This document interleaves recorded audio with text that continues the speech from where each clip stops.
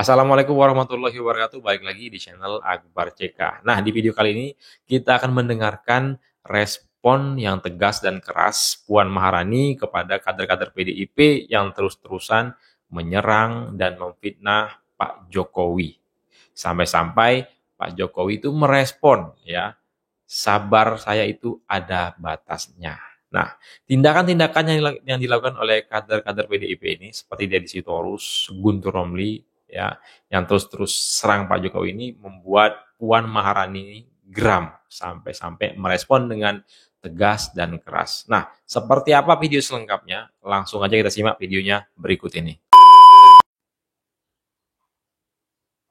Kita masih banyak masalah bangsa dan negara yang harus kita sama-sama cermati bersama, bagaimana kita membangun bangsa dan negara bersama-sama. Bangsa ini perlu kita bangun, nggak bisa sendirian. Bangsa ini harus kita bangun bersama-sama. Jadi semua yang mempunyai kontribusi, yang mempunyai pemikiran baik untuk bangsa ini, ya marilah, ayo kita sama-sama bangun bangsa ini dengan pemikiran positif ke depan. Jadi sudahi hal-hal yang kemudian hanya membuat kita ini terpecah belah. Sudahi hal-hal yang membuat kita ini kemudian hanya berkutat dengan hal-hal yang kemudian membuat kita itu saling berprasangka. Apalagi ini di bulan Ramadan, bulan yang penuh berkah.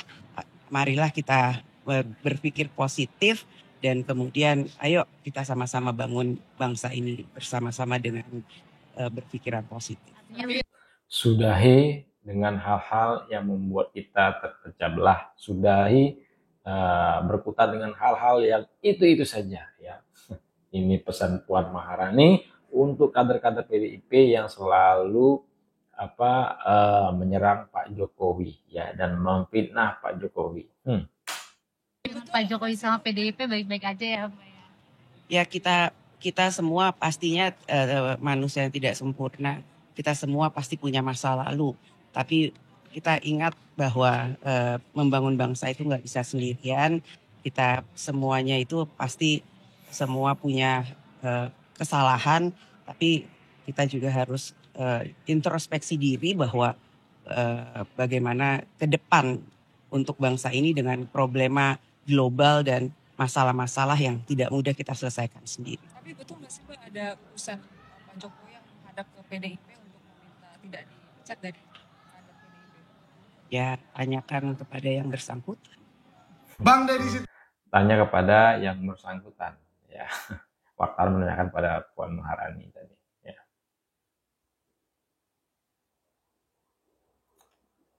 Nah, itu dia tadi respon yang tegas dan keras Puan Maharani kepada kader-kader PDIP yang selalu membuat suasana itu menjadi tidak enak, ya, menjadi tidak nyaman. Sampai-sampai Puan Maharani tadi berpesan juga stop, ya, dengan tindakan-tindakan yang bisa memecah belah.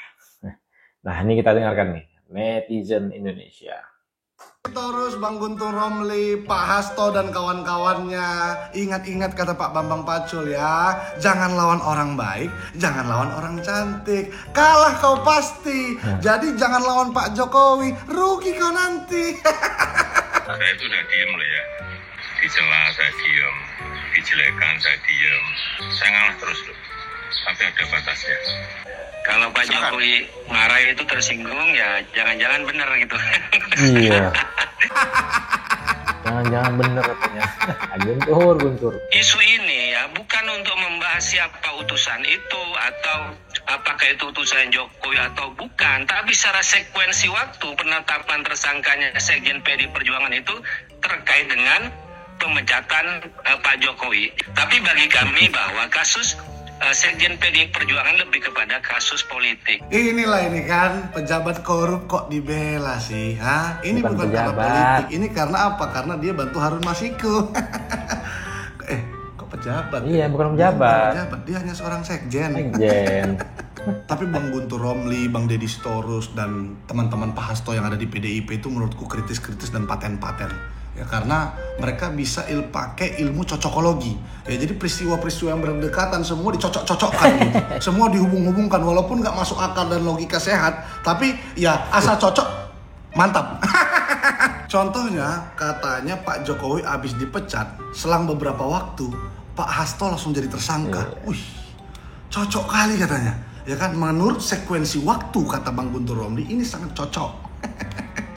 Berarti pada saat Pak Hasto ketangkap kemarin, ya, kaos kakiku juga hilang di rumah. Aku mau kantor pagi-pagi tuh kaos kakiku hilang. Berarti kalau dicocok-cocokologikan, siapa yang menghilangkan kaos kakiku? Apa jangan-jangan ketika aku sering kritik Pak Hasto, kaos kakiku diambil Pak Hasto? Wow, cocokologi luar biasa. Nah, untuk kawan-kawanku sekarang, coba kalian buat ilmu cocokologi ya, terkait Pak Hasto kayak barusan yang ku buat. Ya, yang kayak barusan Bang Guntur Romli buat. Ya asal cocok aja nggak apa-apa, tulis di kolom komentar. Yang menang, yang paling menarik tentang Pak Hasto, nanti kalian dapat dokumen dan video rahasia yang dari Rusia itu, yang sekarang nggak diungkap-ungkap. Aku pun nggak ngerti, jangan-jangan udah kerendam juga kayak handphone Rumasiku.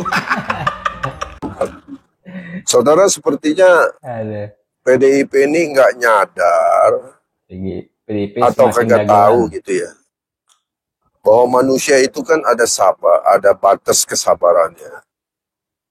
Kalau PDIP masih terus elitnya menyudutkan terus Pak Jokowi, ya, emangnya mereka pikir PDIP ini pikir Pak Jokowi nggak bisa melakukan satu move, dan kami semua relawan Pak Jokowi siap mendukung, ya, untuk ya tahu sendirilah,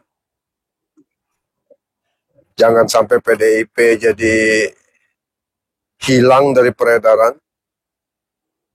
Sanggup pasti itu Pak Jokowi, persis seperti yang Hasto bilang. Pak Jokowi tidak berminat untuk merebut PDIP, tapi paling tidak ya itu ada di dalam PDIP. Mungkin sebagian besar masih mengagumi Pak Jokowi. Karena kan kita tahu bahwa 10 tahun ini Pak Jokowi dekat dengan elit-elit PDIP. Hanya yang di bagian-bagian dekat-dekat Ibu Megawati aja, ya. Saya bisa baca itu Deddy Sitorus, Hasto, ya, dua orang ini. Ya banyak lagi lah di sekitaran Megawati itu yang terus menyuarakan narasi negatif kepada Pak Jokowi. Saya bisa katakan